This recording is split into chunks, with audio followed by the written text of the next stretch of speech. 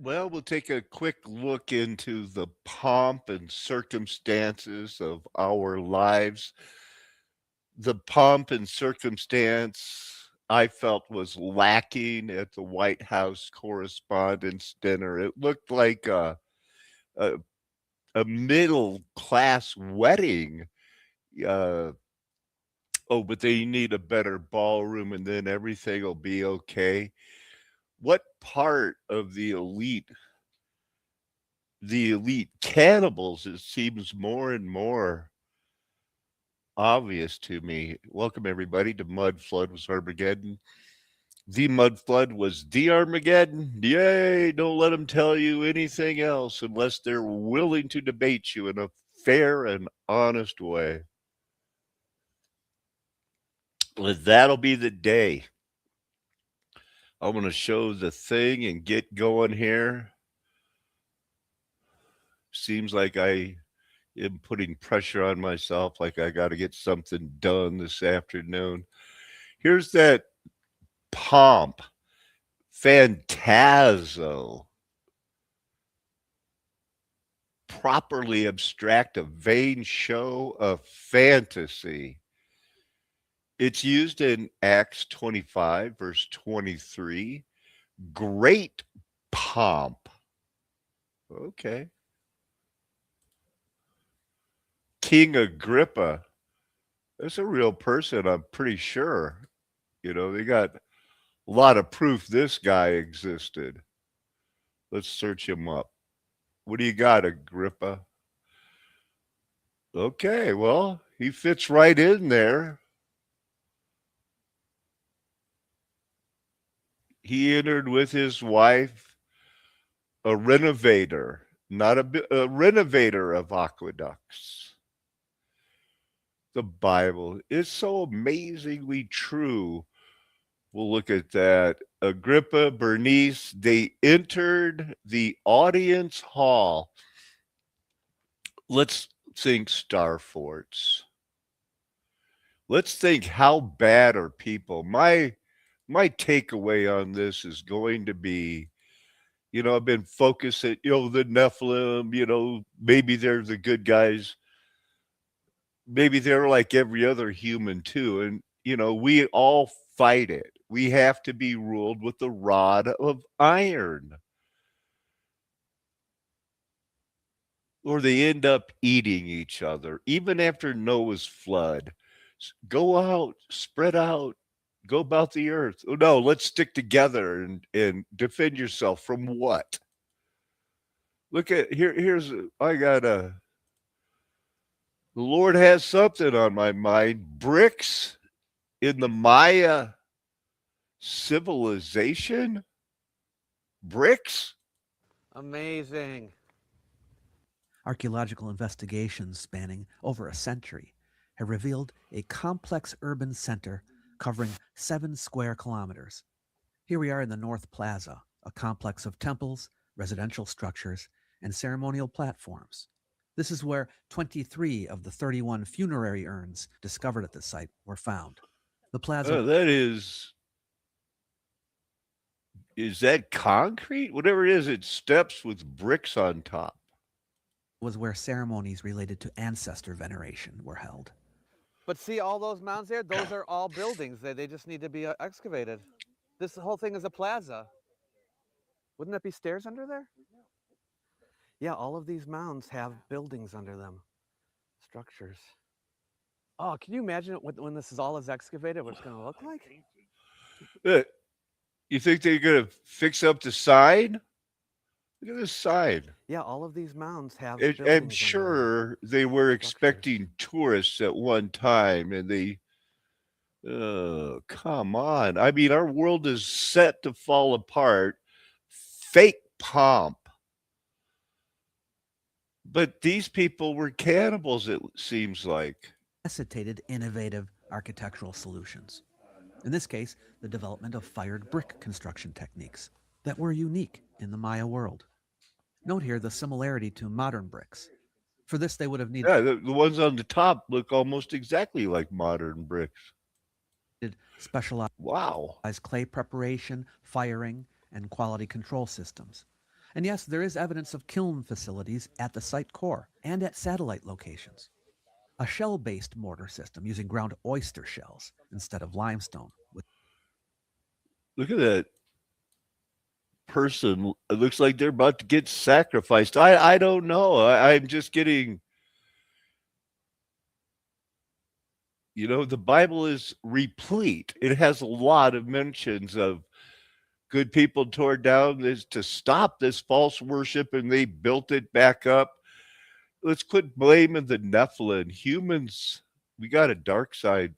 And there's people that study the deep things of Satan, and it always involves eating people for special power. Advanced drainage systems with fitted clay pipes were incorporated into them, which demonstrates excellent hydraulic engineering as well. I'm just not going to, just showing you some. Her, and it looks like perhaps he could be a sacrificial victim. There's a man standing over him. So is there a violent scene going on here? It's difficult to tell. And then These texts provide detailed information about ritual responsibilities and historical events, including a rare direct reference to drought and famine at the time. I. Pakal Tom's burial assemblage included, beside the hieroglyphic text, an extraordinary collection of jade jewelry and carved shell ornaments and stingray spine blood letters for ritual ceremonies. Gee whiz. There's another one that's weird. Hello and welcome to Ageless Rock channel. Today, we are going to visit a site that blew my mind simply because it is something out of this All right, what would you describe this as? Here, this obviously semi-megalithic. The doors aren't that big. It's looks like it could have been brought from something to be built on this. The age is, but this is really, they call it the necropolis. world. But yet, it is perfectly normal to mainstream archaeologists. It is called Necropolis of Moreira de Rei and it is located in Guarda district in Portugal. There are hundreds of rock-cut tombs excavated recently, but my megalithic lens tells me that something is wrong with the picture. Portuguese sailed far and wide over the oceans many centuries ago. They were world superpowers in the 15th and 16th century, with empire reaching Africa and Asia. Right, we don't need the history lesson, fella.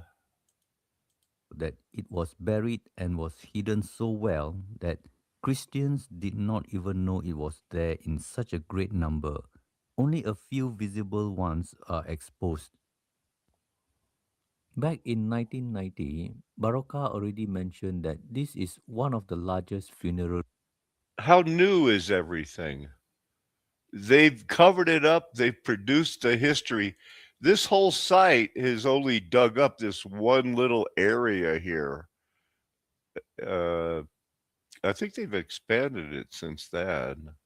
Is believed to be more than that since the research area is limited to within the churchyard. Many would have been under the residential Yeah, let me get rid of this. You can see here's some what they call graves, but it looks like what they carved on the mountains.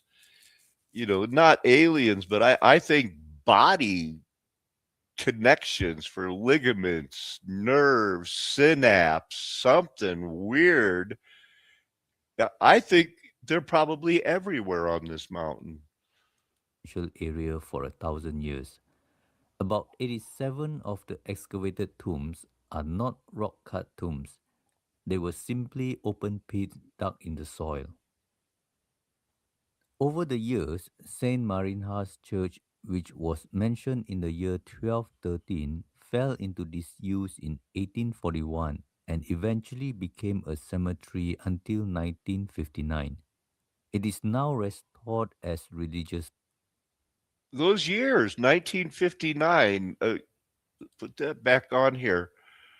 So take away the 1,000 years and let's just go back over this a little bit more here. They were simply open pits dug in the soil. Over the years, Saint Marinha's Church, which was mentioned in the year 1213, fell into disuse in 1841 and eventually became a cemetery until 1959. It is now Okay, that's restored as religious site. So what we have now is an old church once for the living is now for the dead. With 750 tombs, why are they calling these tombs? It's not what tombs are like. so many tombs into the bedrock, which is said to be a phenomenon from 6th to 12th century, but it was lost in history to many, and to the few who knew it was there, and humans came along and found them to be useful for burial. That's why some are ridiculously long, some are very triangular, while some are just oddly shaped. When I look closely, I am not even sure if there is any chisel work involved. This tomb in the blue box seems to suggest that it was scooped with something flat from right to left, and that would mean it was soft like clay when it was made. No, I don't know. I don't know. This part of the bedrock is obviously not big enough for an adult. I am thinking the maker just scooped from the leg end towards the head. I'm thinking that, this was interesting. I don't know if it kind of got to the topic of the pomp and the circumstance. Here's another. Is this the same guy? Of rectangular holes I meant wanted to for show this 31 dead part. people if I count them correctly based on the map. It is impossible for Christians to actually get excited to go to church where they have to walk carefully over a graveyard to listen to Sunday sermons about how Christians should live. Look carefully and decide for yourself if this is something humans would randomly chisel out on the ground for dead This is another video from the same guy. people inside a bedrock meant for temporary hiding. They are small and irregular in shape and size, and they are definitely too shallow. I think a more logical thing to chisel out for hiding a lot of people That's not. Is this Darren Cuckoo or this is another under? It's like Cappadocia. has not been identified yet. The name Ascanthos is probably from Skandos. However, Skandos is in Nevşehir province and not Askere province. So for now, the naming of this site is just based on tradition rather than historical fact. It's hard for me to make out some of his words, but it does look like Cap. Or is this Have Cappadocia? to block so that this room can remain safe. However, one of the most interesting vertical shafts is shown by the yellow arrow. It has an interesting round stone facing down. Both round stones have round holes in the middle. But why would a circular stone be needed for blocking a vertical shaft? This vertical shaft is a well because at the bottom has water. So the function of a round stone is clearly not for defense. Sun stands still, and he gladly obliges. To an Israelite who hears of this momentous occasion, it would be awe-inspiring. Wow, Yahweh A former Jehovah's Witness brought to the truth by Michael Heiser in the flat Earth, and I can't believe it because Michael Heiser is not a flat earther. meant the clouds. Why didn't he use the Hebrew term for clouds? Which, by the way, he did only 4 verses later. Moreover, this verse isn't talking about the waters just above the earth, like Jehovah's Witnesses are asserting, but waters above the heavens, according to that verse, which ancient Israelites would want you to truly marvel at. A feat of engineering that only Almighty Yahweh was capable of. In these verses that we've already read, give you a £1 coin and told you to go shopping and bring me back something in the shape of a circle. And so 2 hours later, you come back and you return me my £1 coin and you say, well, there we go, Harrison. There's a circle. I might be angered. I might say, well, this is what I wanted. I wanted something spherical. I wanted a So these are Rob Skiba's arguments, you know?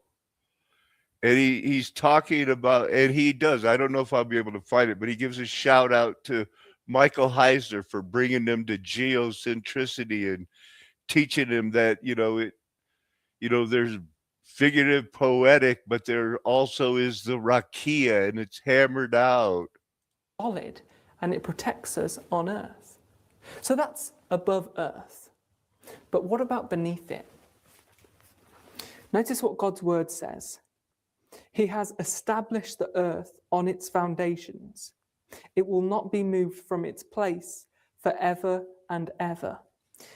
Think about what this writer could see. He could see that the sun, the moon, and the stars all didn't have foundations beneath them, and they moved. And yet, incredibly, this writer put that the earth does have foundations. Wow. Witnessing is easy. So you got Portugal, right? Is this where it all started? And they, that age of discovery, Spain, Italy, they accepted it.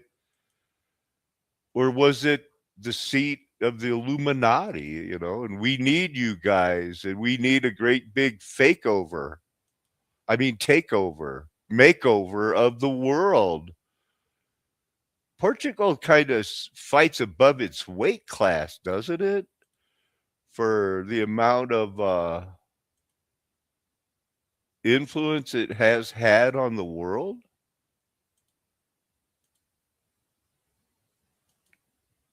It's a pretty big deal. Look at there, it's 333, and they got a boat. I don't know. What's we got there? Cork. That's an important part of the economy. They make them. They got tunnels through the mountains. They got their entire world is mountains. We'll look a little closer here. Where's the thing to make it bigger?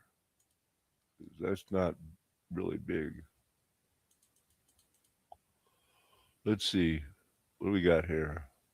Rock cut tombs. Are they tombs? You saw them. Here's some. They dug up more since this article. It's so new. Everything, all our discoveries are new. They just fit it into the history. Pit tombs. Really? Is that what they look like to you? Overlapping rock cut tombs. Is that what you want to spend your effort when you're making a grave, a rock cut? Just rock cut them. It's a tomb because they said so. There's nothing under the buildings or under these things. Looks like these are going under the building. Pomp and circumstance. But in Wikipedia, they show this. They don't show the rock cut tombs. They got it in a little dolmen there. What's this? What do you got? Long period of 800 to 1,000 years up to about 900 AD with sort of this chronic intermittent warfare. And then just almost suddenly it stops. Then you see this period of about 200, 250 years with virtually no warfare. So it's this 200-year interval that's really so enigmatic. Although it was a time of peace, that's precisely the time when cannibalism did occur. War, then, was not a factor. Another possibility, hunger. It is probably the oldest reason for human consumption. But ice core samples and tree ring analysis from around the world showed that the years 900 to 1150 were marked by a warming trend. In the southwest, food was easier to cultivate, game easier to catch. It was a time of plenty. So here in Chaco Canyon, starvation as a cause of cannibalism was unlikely. Still, LeBlanc did some gruesome calculations. The average event seems to represent maybe 5 or 7 people, but some of them seem to represent perhaps 30 people. And those are the ones that are hardest to explain. That the number of people that it would have taken to have consumed 30 individuals is really staggering, maybe 200 to 400 people. You try to compute just how much meat would have been consumed in one of these events. In one of these events, let's compare it to like a modern Burning Man, because there is some evidence that this was only used during their equinoxes and special events. And, what did they do? How'd they get there? Maybe in steampunk air balloons to get out there and eat the people, because they were living in star forts, baby. The American Southwest, a land of desolate beauty.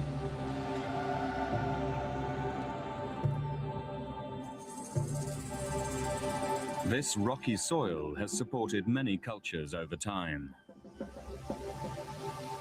And around 200 AD, one legendary society arose here. The Anasazi. The cannibals. For more than 1,000 years, these early Native Americans flourished in a region west of today's Santa Fe, New Mexico.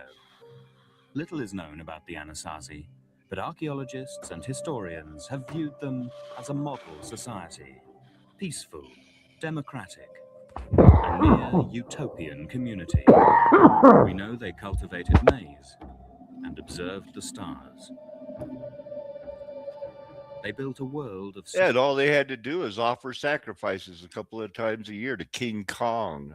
Sophisticated architecture. Remember, all of the confused language people who did not obey God went to places, built these pyramids, tried to read the stars, realized somehow a sacrifice, not knowing that, as promised to Abraham, the Spirit God would provide himself as the sacrifice. They jumped the gun. And they just started sacrificing. And then they go, you know what? You feel good when you eat people? I do. Maybe I'm getting some adrenochrome. We should try to synthesize it. Engineering and urban planning. Of astronomical record keeping. And pottery adorned with fine art. Look at that thunder.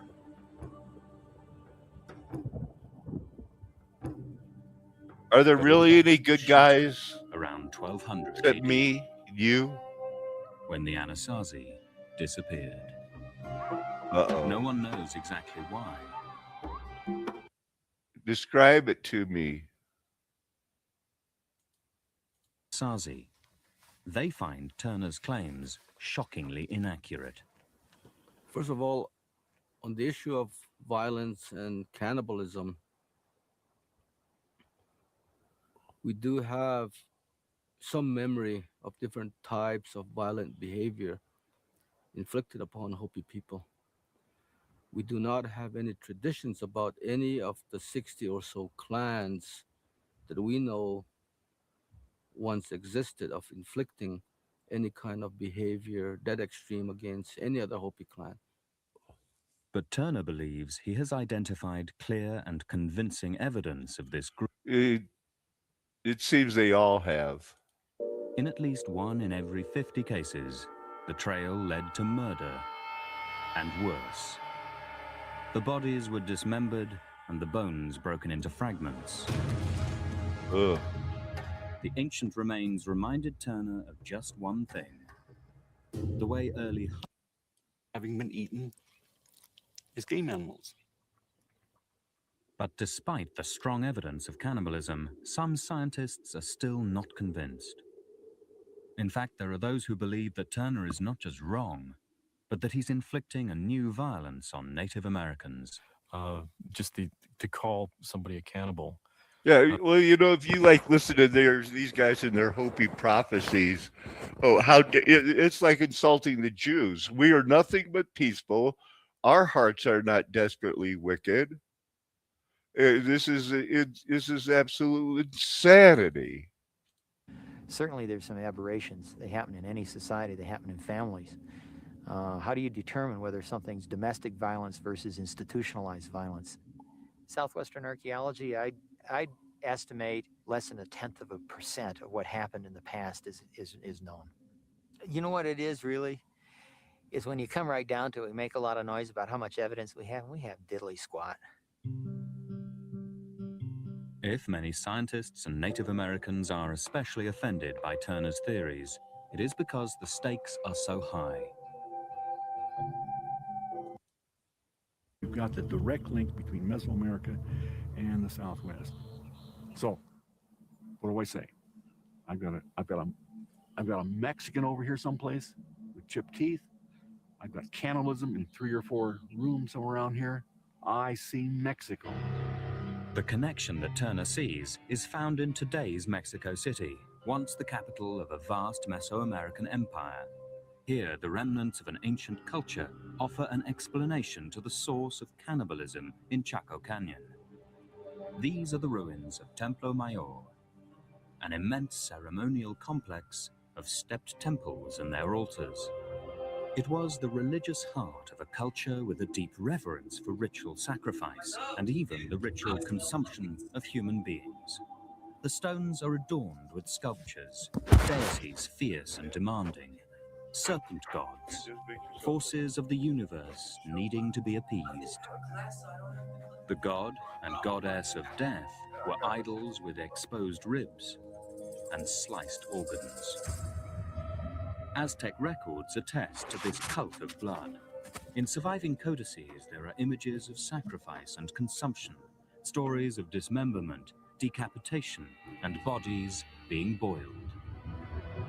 Early Spanish records report gruesome ceremonies in which thousands of captives at a time were bent backwards over this dark stone slab and sacrificed to voracious gods. The way they talk about it, bending it over backwards, it's the Jeffrey Dahmer. It's what's hanging with the staircase for the who are the brothers that did the spirit cooking? One was the campaign manager for Hillary Clinton. What were those brothers' names?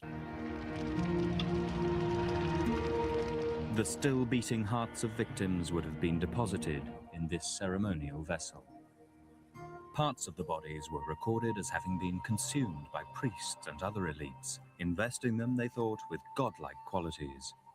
The rest may have been sold in the marketplace, and hundreds of years later, their bones ended up here. The National Museum... So, where are the good guys? What is this one about? Surreptitiously indoctrinating us into their scientific materialist sun worship. Is this Columbia, the shape of the earth, geocentrism, how recently they faked it?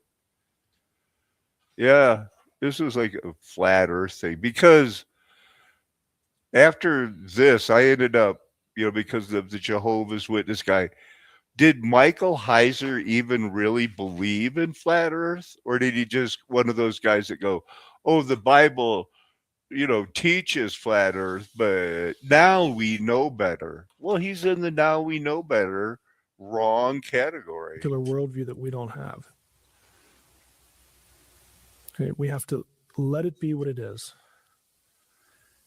And let God's decision to do it So that we have the worldview that the truth, but he's encouraged you to simply just let the Bible be teach flat Earth, but we know better. But they were so stupid back then. He didn't know nothing about those star forts, baby. That way, settle with us. And my challenge to you is try it. Okay, if you do that, you don't need to justify it to science. They need to justify why they're criticizing it for not being what it was never intended to be. And that would be an interesting conversation. Don't accept that the way they articulate the debate. And so this is he says, so he wraps it up here. He goes, it's been about an hour. Of course, he's only got 22 minutes of it. If you have any questions, we can jump into that. I really have no idea what time it is. Oh, not bad, because we started late. So that was about an hour I used, and so they gave me this. This is a three-tiered cosmology. There's God. We're going to see it in the verses I'll show you, that God lives above the vault of heaven. So it's the same thing. Rob Schema used this. Everybody did. The Bible teaches flat Earth. We live on it. They're hiding it. For some reason,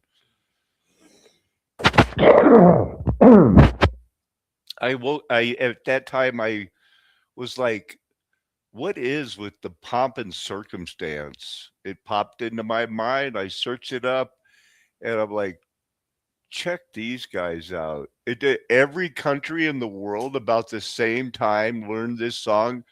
Pretty soon, there's somebody visiting me right now. We're going to have to, talk later, but he'll be hearing this pretty soon.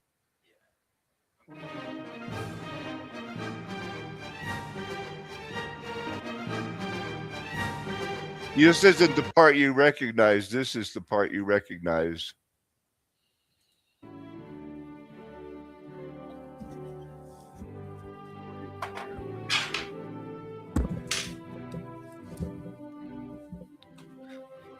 What do you think of that? Took a while. Huh? I know which one that. Right. It's that song Pomp and Circumstance. But these are people from China, but it could be Brazil, it could be the United States, it could be Mexico. This song was from 1905. It's brand new, but everybody in the world uses it. It's a planned, all the countries' elite are in on it together because they're the Freemason cannibal eaters. This guy's tuxedo, I don't know if that embellishment on the collar works. And he's not wearing a tie.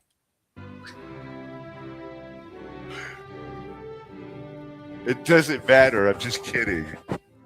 Maybe. Here's the kind of rousing part.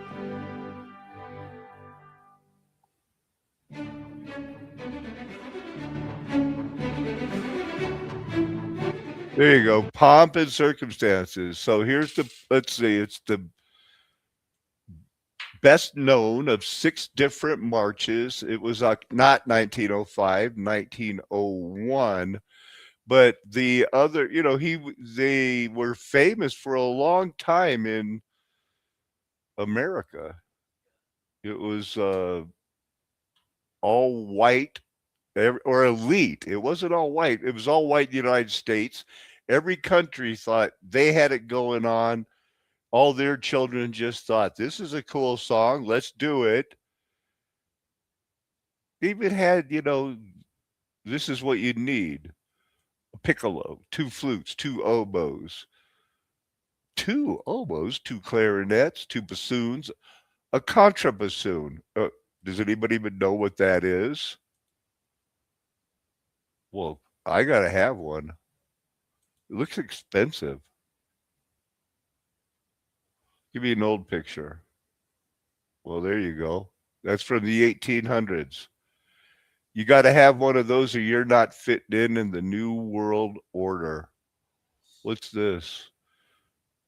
So it was one of the other things he wrote was called Hope and Glory. It was used in I guess some racist thing that led me to more about this guy.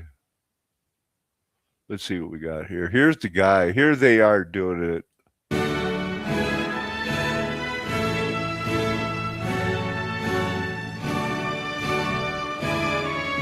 Happy graduation. Is these more cannibals? And they had brought with them the religion that had sustained Mesoamerican elites for centuries, a religion in which the universe required blood to function, a religion in which the consumption of human flesh, performed by priests and sanctified by cosmic necessity, was the ultimate expression of power over other human beings. In the Valley of Mexico, this religion had been the foundation of social control for 1,000 years. Elite priests consumed the bodies of sacrificed captives. The ceremony was public. The message was unambiguous. The gods demanded it, the priests administered it, and anyone who resisted the system would themselves become the next offering. Transplanted to the American Southwest, this religious model... I'm just tired, man. We have to stop looking to, oh, this group will be the good. Oh, no, it's the Irish, it's the Greek, it's the Jews, it's the Russians. There's endoric basins because the Bible says everything went bad, like it did in Noah's flood. And if we remember Noah's flood, let's see, I'm going to duplicate that in case I need it. That'd be in Genesis, right? That's still in Genesis. Why was he so mad? Jesus, who was he mad at? The Lord saw that the wickedness of man was great on the earth. After the flood, we'll go to 10. Here's all the nations that descended from Noah. Hey, go spread out. Nope. We got one language. Let's stick together. Make bricks, burn them for bricks. Let's do that. We want to make a name for our own self. We don't, they make it sound, least we be. What God wanted would be wrong to them. It's the same thing now. And in the book of the Revelation at the end, who knew? That there was even such a thing as, people like myself would be tying in Nicolaitans to Saint Nick and offering them, you don't have to conquer. You can celebrate on earth and eat of their tree of life. But the synagogue of Satan, and Paul warns later, and other places here, it's like, but we don't study the deep things of Satan. Well, they do. Who was this guy? Okay, the endoric basins. Again, I want to emphasize the wind blows, goes round and round. All the rivers flow to the sea, yet the sea is never full. To the place from which the streams come, there they again flow. True. That was true when they had, when the Bible, when Solomon wrote that, it was true. But that's a desert now because of Armageddon. This does not flow to the ocean anymore. I've showed you it's on every continent.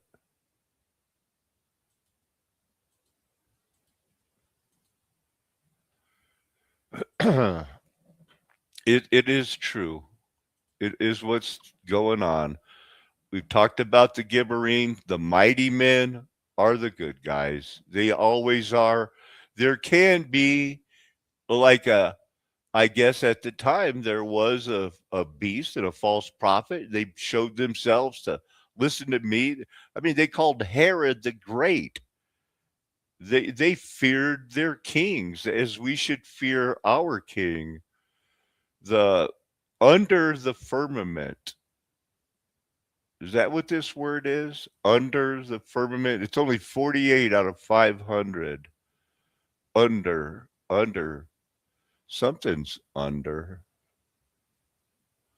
Wonder if this is under. There's waters under the water. And here's 50 out of 581. Mayhem. Waters flood, loins pool over the surface of the waters. How many different words are there for water? Or these type of waters? Well, it's a pretty, it means water. Ume is classified as the same thing as Mimamyen and Umimham. There's a lot of different types of water to be incorporated in our world. Waters prevailed and increased. That's Noah's flood.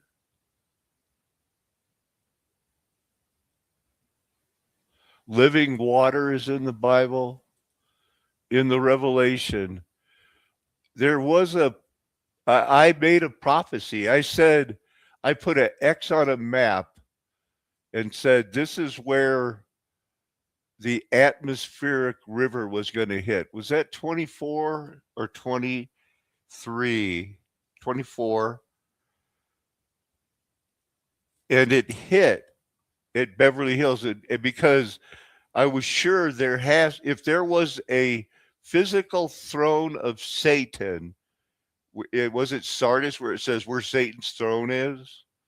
I thought there could be a Satan's throne that was leading to where, and it led to Hollywood, where they controlled our minds with the movies over this last.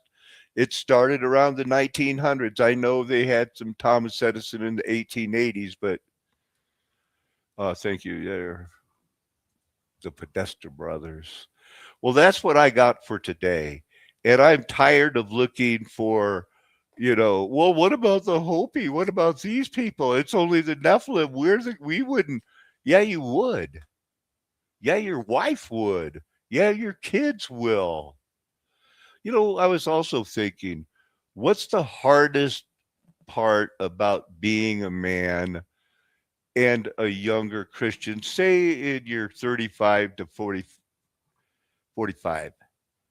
It's that the Bible talks so specifically about how we have to grow mentally, and that as a child, we should expect to get that rod of correction. And then we think as a young man, two different verb tenses types. And then we think as a man, finally, when is that? Because there's, young men, because of this. And well, there's a lot of young men that could beat the snot out of a lot of full-grown men, but they're not technically, it's not an age. It's something that's God giving us. And right now it's time for us to realize, what is it like to be a man? Is it to be actually good at a video game where you press those buttons fast, so you know how to use that rolling mouse? Or is it actually that you could carry a backpack for 5 miles? Because you might have to carry your daughter over a mountain sometime. This is a flat earth nation. The golden age is past. We've got 20 more years to fulfill the prophecies of Daniel 12. Me and my friends will never tell you anything else, trying to prove we're called, chosen, being faithful. elect, predestined, adopted, known from before the foundation of the earth, to have been on our knees, seemingly of our own accord, believing in our hearts that Jesus Christ rose from the dead to pay the price for my sin with a substitutionary atonement? I must confess it with my mouth, and the rest is history. Here you are. Amen. Hallelujah. Aho. Aloha.